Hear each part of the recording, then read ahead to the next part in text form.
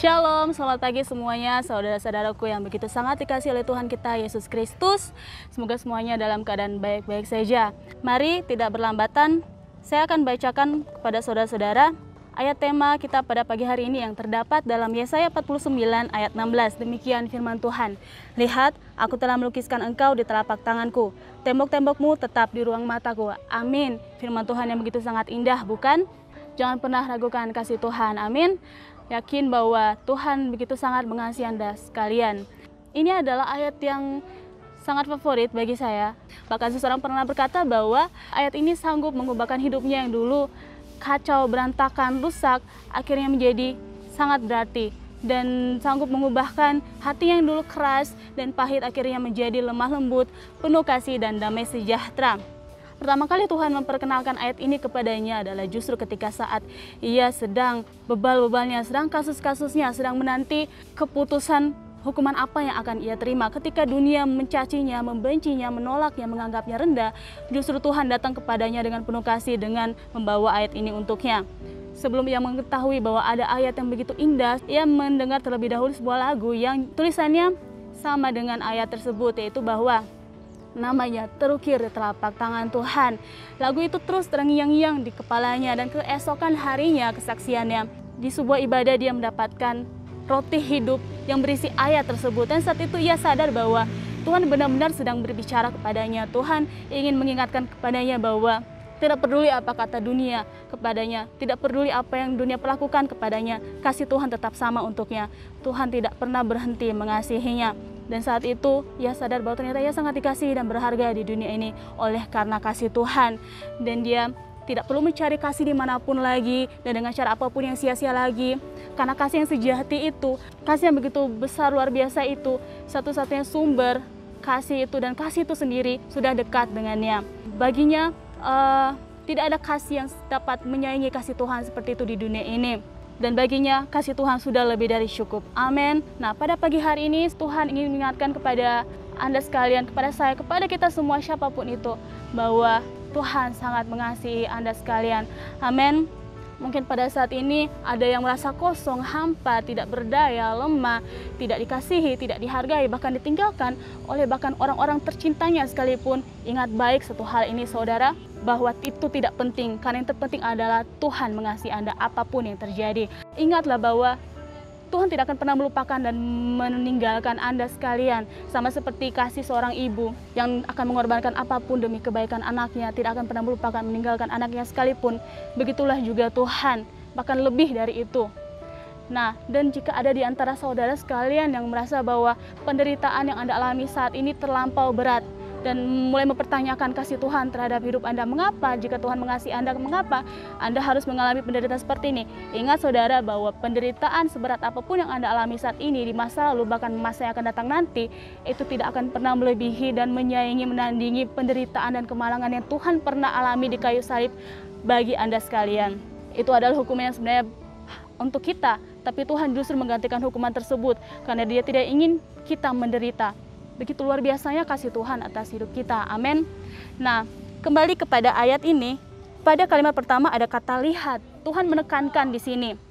Tuhan ingin memberi penekanan dan ingin kita menaruh perhatian, fokus kepada apa yang akan Dia katakan selanjutnya, yaitu bahwa Ia melukiskan kita, nama kita di telapak tangannya. Sungguh luar biasa, saudara-saudara. Tuhan melukiskan, mengukirkan nama kita di tangannya. Pada King James Version bukan kata lukis tapi diukir, karena pada versi aslinya yaitu bahasa Ibrani itu ada kata ukir. Nah, seperti yang kita ketahui bersama bahwa lukis itu hanya dilakukan di atas permukaan kulit kita, sedangkan ukir itu dengan cara memotong dan mengkerat kulit kita. Dan tentu saja itu adalah proses yang sangat menyakitkan. Dan Tuhan mengukir nama kita di tangannya dengan apa? Dengan paku yang Ia palu di atas kayu salib untuk kita semua. Dia adalah Tuhan, Dia bisa menghindar, tapi Dia lebih memilih untuk merentangkan kedua tangannya untuk mengukir nama kita selama-lamanya di tangannya, dan itu melekat selamanya di matanya sehingga Ia tidak akan pernah melupakan dan meninggalkan kita sampai kapanpun. Amin. Saudara, ada satu hal lagi yang unik. Pada zaman dahulu, seorang hamba dan budak itu harus diukirkan nama tuannya di tubuhnya, itu di telapak tangannya untuk menandakan bahwa ia adalah milik tuannya. Nah, uniknya Tuhan juga mau melakukan hal yang sama. Dia mau mengukirkan nama kita, orang-orang yang berdosa yang sebenarnya tidak layak untuknya, di telapak tangannya. Padahal dia adalah Tuhan, Raja di atas segala raja, Allah pencipta alam semesta, Allah pemilik ruang dan waktu. Tapi dia mau mengukirkan nama kita di telapak tangannya dengan penderitaan yang sangat luar biasa. Sungguh betapa luar biasanya Tuhan telah mengorbankan dirinya untuk kita.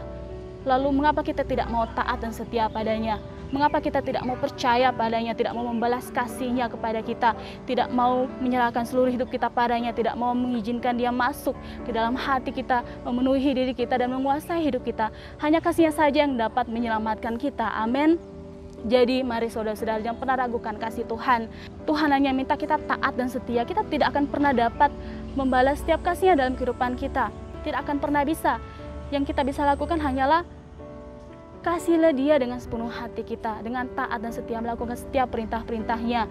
Itu bukan hanya untuk kemuliaan nama-Nya saja, tapi juga untuk kebaikan diri kita sendiri, agar kita tidak binasa, agar kita tidak terpisah selama-lamanya dengan kasih itu sendiri. Amin. Saudara juga pasti tidak mau binasa dan terpisah selama-lamanya dengan kasih itu, bukan? Mari percaya pada Tuhan yang sangat mengasihi Anda. Taat dan setialah sampai akhir, karena Ia telah mengorbankan dirinya kepada kita. Buktinya adalah di Bukit Golgota. Puji Tuhan, mari kita berdoa. Bapa kami yang ada dalam kerajaan surga, terima kasih banyak Tuhan untuk kasih-Mu yang begitu sangat luar biasa, indah, ajaib, dan dahsyat dalam kehidupan kami Tuhan. Tuhan, kami mau berdoa untuk siapa saja Tuhan yang sedang menderita, Tuhan, teraniaya, kekurangan, dan mereka yang sedang lemah Tuhan, tak berdaya, dan mereka juga yang terhilang. Dan berdoa juga Tuhan untuk setiap umat-Mu di penjuru dunia manapun, berdoa juga untuk setiap jemaat yang ada di COTW Temanggung Tuhan. Untuk kami semua Tuhan, berkati seluruh aspek kehidupan kami Tuhan. Tuhan, kami yakin dengan kasih-Mu Kau akan menyembuhkan yang sakit Tuhan. Dengan kasih-Mu Kau akan memulihkan yang hatinya pahit Tuhan, yang hidupnya berantakan Tuhan.